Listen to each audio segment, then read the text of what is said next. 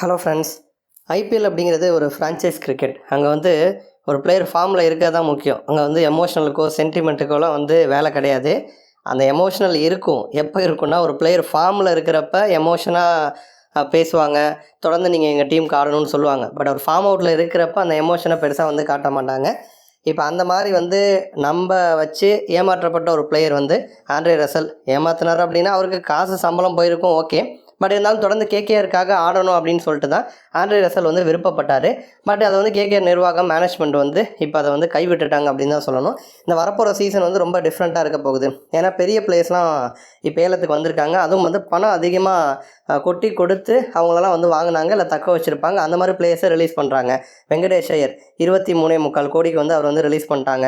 அடுத்து வந்து 13 கோடிக்கு பதிரனாவை ரிலீஸ் பண்ணிட்டாங்க. ஆண்ட்ரே ரசல் வந்து 12 கோடி, ரவி பிஷ்னாய் வந்து 11 கோடி.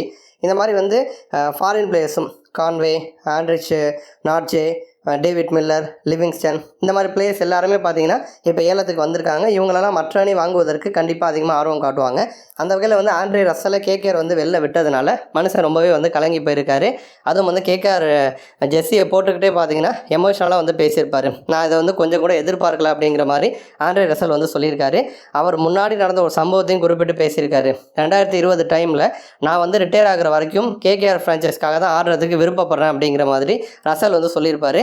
அதற்கு வந்து நம்ம கேகேஆர் தரப்புலேருந்து பார்த்தீங்கன்னா என்ன ரிப்ளை மேனேஜ்மெண்ட் வந்து கொடுத்துருப்பாங்கன்னா, கவலைப்படாதீங்க, தொடர்ந்து நீங்கள் வந்து கேகேஆரில் தான் இருப்பீங்க, ஸோ அதை நாங்கள் வந்து உங்களை வந்து விட மாட்டோம் அப்படிங்கிற மாதிரி வந்து சொல்லியிருப்பாங்க. பட் இப்போ பார்த்தீங்கன்னா ரசலை வந்து விட்டு கொடுத்துட்டாங்க. அதுக்கு ரீசன் வந்து அவருடைய பர்ஃபார்மன்ஸ் தான். இப்போ வந்து நம்ம நரேனை உள்ளே வச்சுருக்காங்கன்னா, நரேன் வந்து பவுலிங்கில் விக்கெட் எடுக்கிறாரோ இல்லையோ ரன்னை வந்து கண்ட்ரோல் பண்ணி கொடுக்குறாரு. பேட்டிங்லேயும் வந்து ஓப்பனிங் ஆட வைக்கிறாங்க. ஏதோ ஒரு மேட்ச் சொதப்பினாலும் ஒரு மேட்ச் வந்து அடிப்பார். அதுவும் வந்து நரேனுக்கு இப்போலாம் டெக்னிக் கண்டுபிடிச்சிட்டாங்க. அவருடைய வீக்னஸ் என்ன அப்படிங்கிறத கண்டுபிடிச்சி அதுக்கேற்ற மாதிரி ஆப்போனண்ட் வந்து பவுலிங் போட ஆரம்பிச்சிட்டாங்க. அதனால் நரேன் வந்து பெருசாக பேட்டிங்கில் கடந்த சீசனில் பங்களிப்பு வந்து கொடுக்கல. பட் பவுலிங்கில் இன்னும் வந்து பெட்டராக தான் இருக்கார், ஃபார்மில் தான் வந்திருக்காரு. அப்போ வந்து நரேனை வந்து தக்க வச்சுக்கிட்டாங்க. பட் ரசலை வந்து ரிலீஸ் பண்ணுறாங்க.